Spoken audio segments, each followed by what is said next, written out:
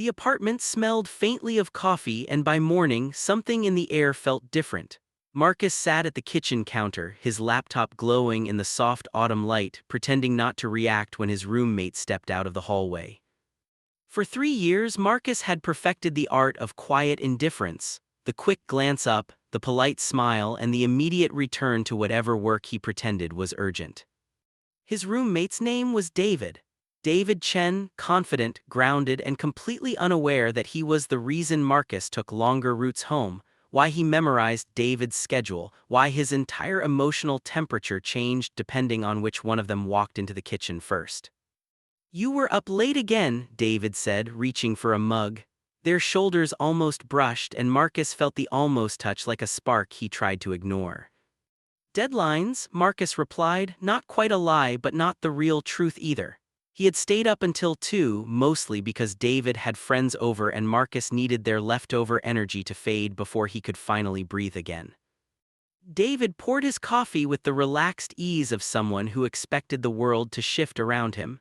He wore the gray Friday shirt, the one that somehow made his eyes look warmer. Marcus had noticed this small detail far too many times.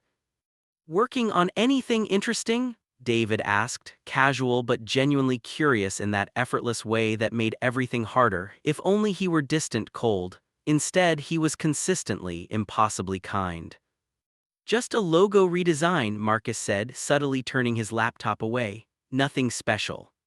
"What about you?" Marcus asked.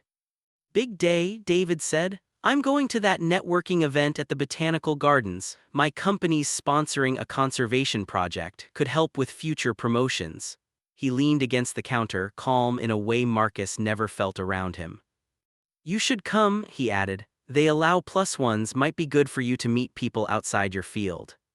There it was again, David's effortless generosity, unaware of the impact it had. He thought Marcus needed more people in his life, when in reality Marcus had built an entire separate orbit just to survive loving someone who would never love him back. Different cafes, different bars, different routines, anything to avoid wanting more than he was allowed.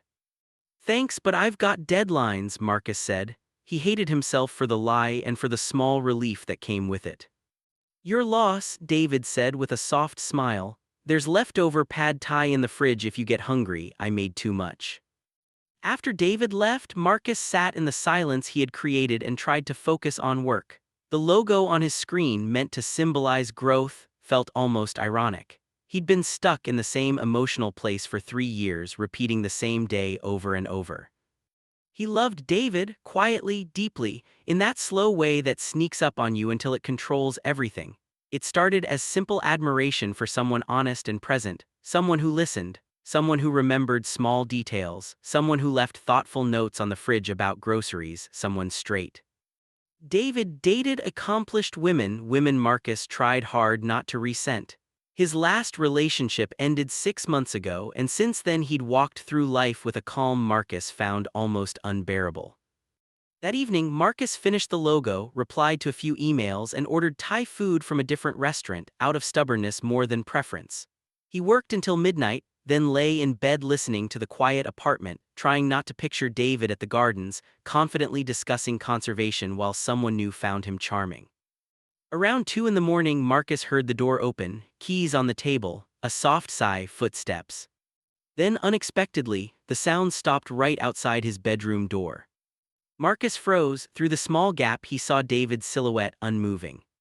For a long moment, David simply stood there, lit faintly by the living room glow.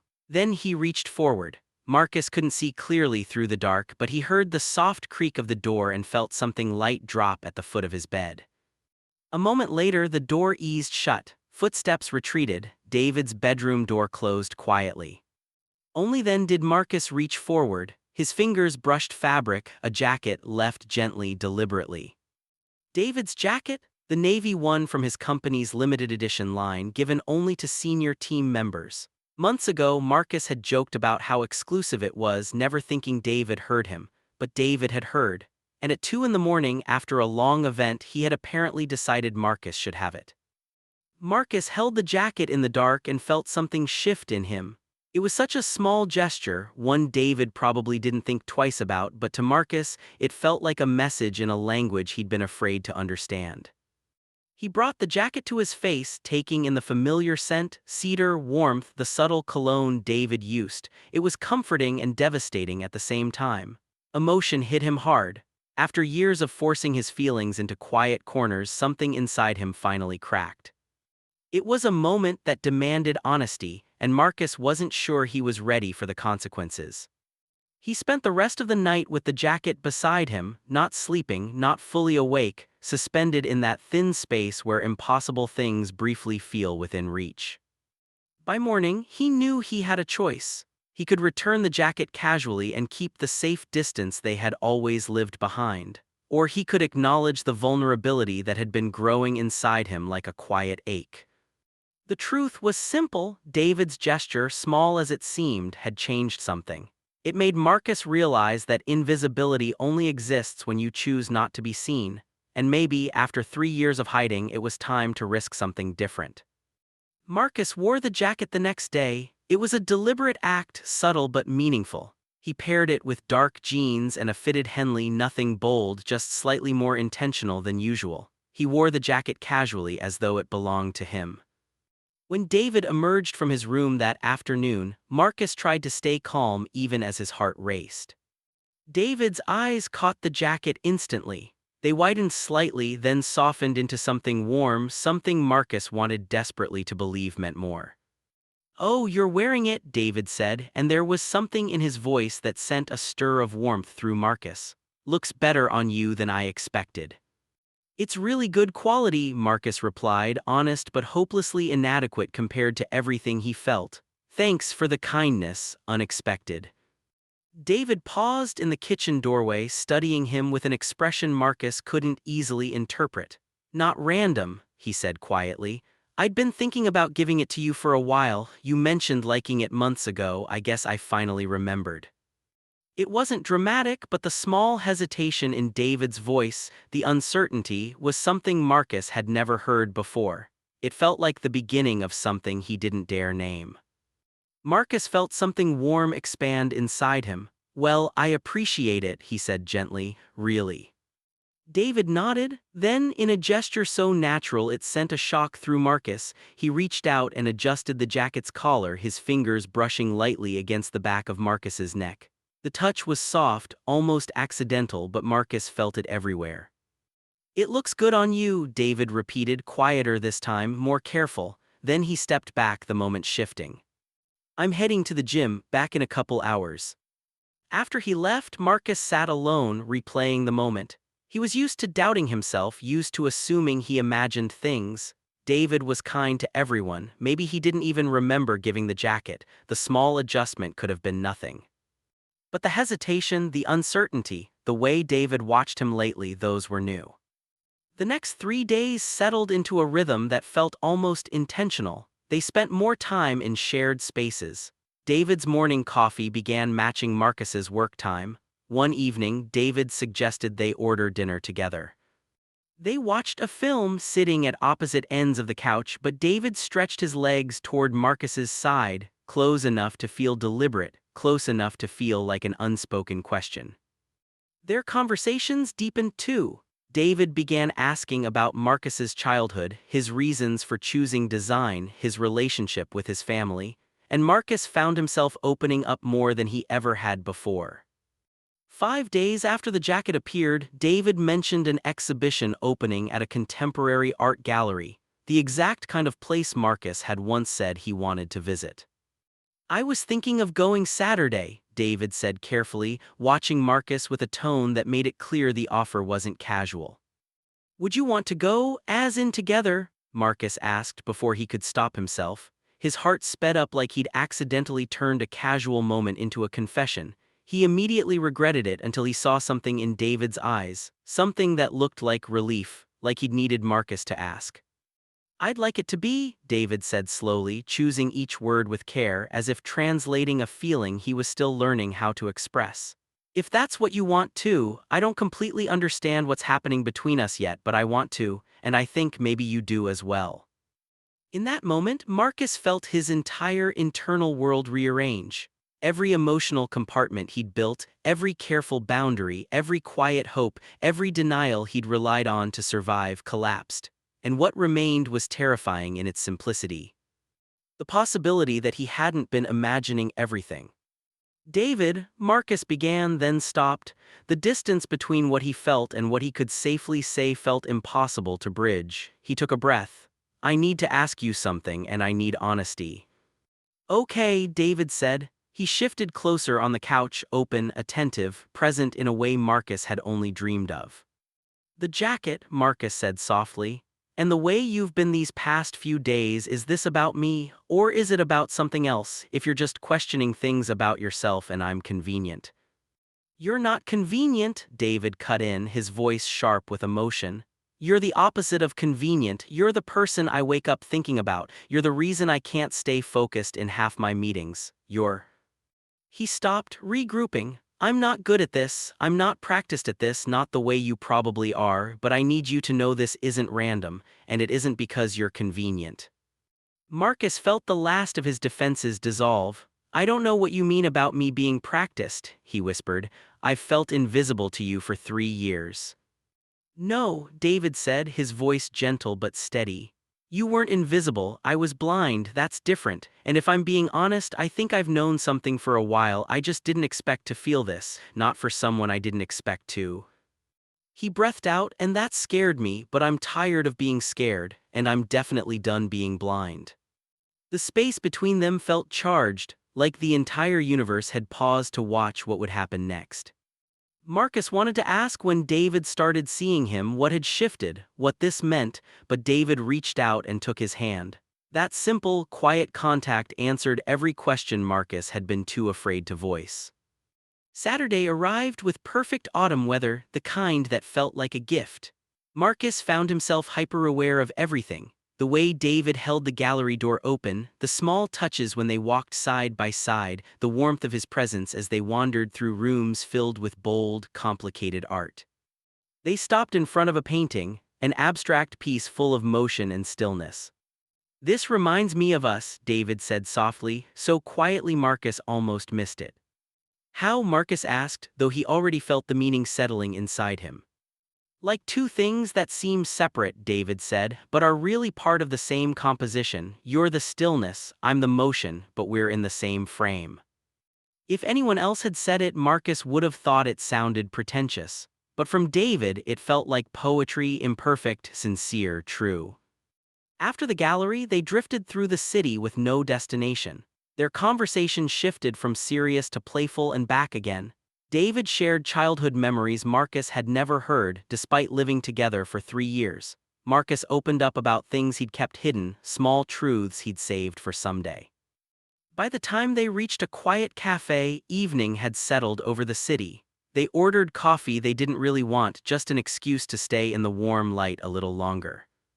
I want to tell you something, David said, tracing the rim of his cup. It might sound sudden, but my feelings have been catching up to something my mind figured out weeks ago. Marcus waited, holding his breath. I'm in love with you, David said quietly.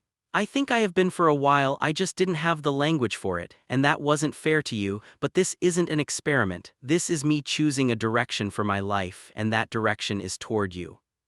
The words landed deep inside Marcus, breaking open a space he hadn't let himself touch for 3 years. He reached across the table, resting his hand over David's. I love you too, Marcus said. I've been in love with you, and I convinced myself I was invisible, because the alternative was losing you, but maybe I wasn't invisible, maybe you were just afraid, and maybe I was too. So what now? David asked, his eyes unguarded for the first time, vulnerable, hopeful. Now, Marcus said softly, we stop being invisible to each other, now we build something real. David smiled, one of those soft, genuine smiles that seemed to warm the whole room. Marcus thought it was the most beautiful thing he'd ever seen. 2 weeks into something that still didn't have a name but felt like transformation, Marcus woke to find David already up, sitting on the edge of the bed with morning coffee, looking younger, uncertain, and impossibly endearing in the soft light. Hi, David said, awkwardly, something he rarely was anymore. In the past 2 weeks, he'd carried himself with surprising clarity, as if he'd finally found something he didn't know he'd been missing. I want to talk about something, David said, And I don't know how to start, so I'm just going to start badly and hope it gets better. Marcus sat up, took the coffee, and tried to read the expression on David's face. Okay, I'm awake now, mostly, Marcus said, rubbing his eyes. What's going on? I told my parents about us, David said quietly, watching Marcus's reaction with careful attention. I know we never talked about timelines, and I probably should have asked if you wanted to be involved in that conversation, but I was at Sunday dinner and my mom kept asking why I seemed different, and he exhaled. I told them about you, about us. Marcus felt something shift deep in his chest. Not fear, exactly, more like the weight of something becoming real in a way it hadn't been before. This was the moment where their private universe extended into the world outside the apartment, the moment where invisibility wasn't an option anymore. How did they take it? Marcus asked, careful, steady. My dad cried, David said, his voice thickening. Not sad tears. He said he'd been waiting for me to find something that made me see the world differently, and he was happy it was a person happy that person made me happy. Marcus swallowed hard. And my mom, David continued, she went straight into practical mode, asking how serious we were, whether we'd met before romantically, the usual mom interrogation. You told them my name, Marcus asked. It wasn't the most important question, but it was the one that lodged itself in his nerves. I told them everything, David said simply. That you live here, that I've had feelings for a while, that you're brilliant and kind, and that I'm completely in love with you. I told them because I'm tired of dividing my life into pieces. And because I want this to be real, Marcus, public. I want you to be my person, not just the person I see when I close the apartment door. Marcus set the coffee aside and pulled David down beside him.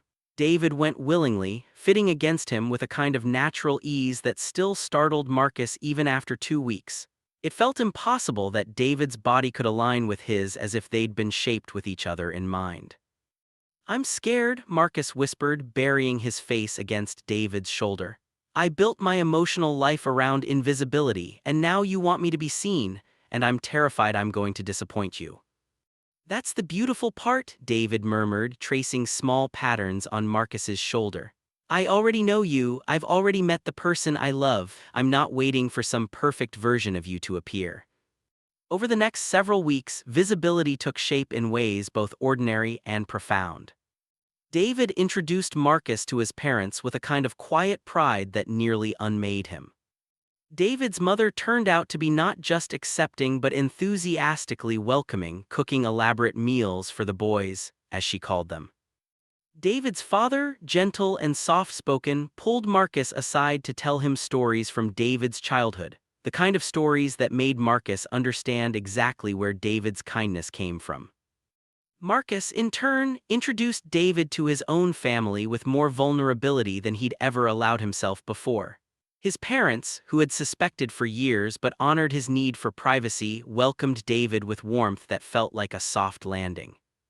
His mother and David discovered a shared interest in gardening, sparking long conversations about soil composition and planting schedules. His father taught David to play chess, and soon their family dinners included a quiet, intense match in the corner of the living room. But the most profound changes happened at home. The boundaries Marcus had built for survival began to dissolve. They shared space differently now, intimately, naturally, not just physically, though that had deepened too in a warm, slow-burning way Marcus had once only dreamed of. They shared emotional space, honest conversations at midnight, gentle truths that didn't need translating, silent comfort that didn't need words. One night 6 weeks in, Marcus woke at 3 a.m. to find the bed empty. He slipped on a shirt and went looking. He found David standing in the kitchen, the city lights casting soft shadows across his face. Bad dream, Marcus whispered, stepping beside him. No, David said, wrapping an arm around Marcus's waist, just thinking. About what? Do you remember when I gave you the jacket? David asked. Every detail, Marcus said, because it was true. It had been the first breach in his carefully guarded world.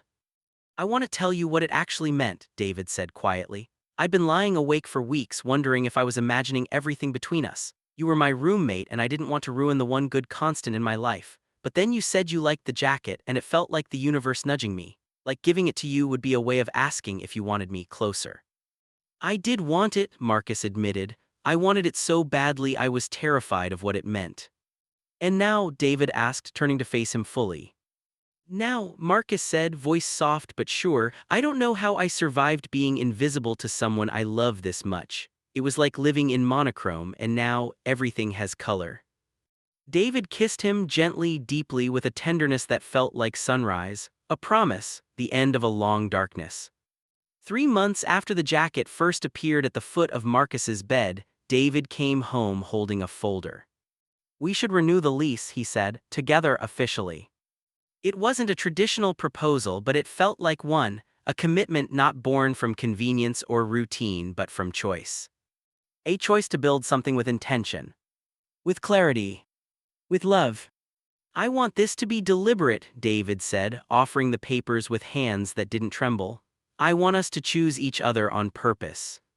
Marcus would spend the rest of his life grateful for the day his straight roommate had finally seen him. Not the version he tried to be. Not the quiet shadow he'd perfected. But him, the full, unhidden, unedited truth. As the music swelled around them, David tightened his arm around Marcus's waist as though anchoring him to something real, something permanent. The lights in the garden twinkled overhead, reflecting off the simple ring on Marcus's hand, an ordinary object that now felt like a promise carved into every part of his future. You okay? David murmured against his ear. Marcus nodded, a soft laugh escaping him. More than okay, I feel visible.